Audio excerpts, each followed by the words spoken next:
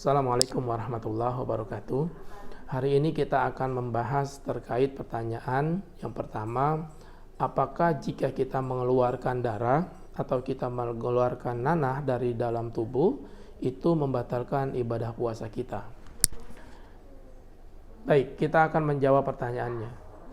Mengeluarkan darah dari dalam tubuh seperti kita melakukan berbekam atau kita berdonor darah itu tidak membatalkan puasa kita atau termasuk hal yang dibolehkan ketika kita sedang berpuasa. Hal ini seperti hadis yang diriwayatkan oleh Ibnu Abbas radhiyallahu anhu. Ibnu Abbas radhiyallahu anhu berkata bahwasanya Rasulullah SAW berbekam dalam keadaan sedang berpuasa dan dalam keadaan berihram. Begitu juga hadis yang diriwayatkan oleh Anas bin Malik radhiyallahu anhu. Anas bin Malik ditanya, apakah kalian tidak menyukai berbekam bagi orang yang sedang berpuasa?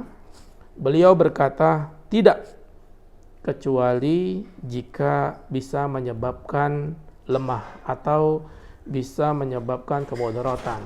Jadi, dari hadis ini kita simpulkan bahwasanya berbekam, donor darah atau mengeluarkan nanah gitu ya yang disengaja jika tidak menimbulkan atau jika tidak membuat kita lemah atau lemas, maka itu tidak membatalkan puasa kita. Pertanyaan yang kedua adalah, mana yang lebih afdol? Apakah kita sholat tarawih di masjid atau kita sholat tarawih di rumah bersama anak dan istri kita? Nah, secara hukumnya tarawih itu lebih afdol dilakukan secara berjamaah di masjid. Ini dikatakan oleh Imam Syafi'i, mayoritas ulama Syafi'iyah, Imam Abu Hanifah, Imam Ahmad dan sebagian ulama Malikiyah berpendapat bahwa lebih afdol atau lebih utama salat tarawih dilaksanakan secara berjamaah sebagaimana telah dilakukan oleh Umar bin Khattab dan para sahabat radhiyallahu anhum.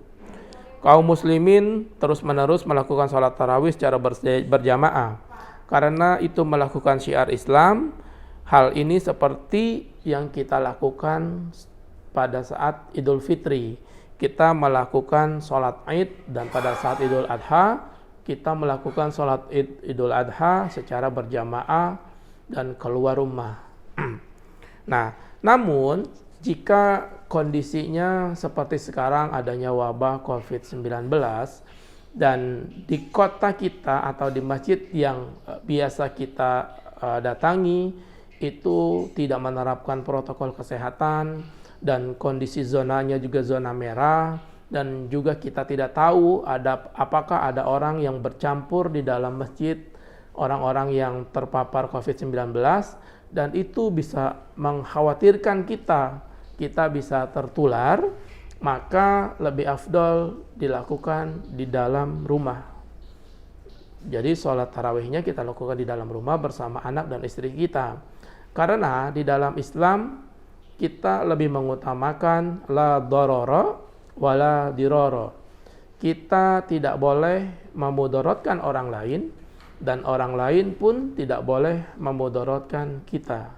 Jadi selama pandemi ini jika itu mengkhawatirkan kita terkena atau tertular oleh virus COVID-19, maka kita lebih afdol untuk melakukan sholat tarawih di dalam rumah bersama keluarga dan istri kita dan anak kita. Hal ini juga kita mengikuti arahan dari pemerintah bahwasanya pemerintah masih membatasi untuk umat Islam dalam melaksanakan sholat tarawih di masjid. Artinya masjid dibatasi dengan ukuran 50% dari total isi masjid. Demikian, billahi taufiq wal hidayah. Wassalamualaikum warahmatullahi wabarakatuh.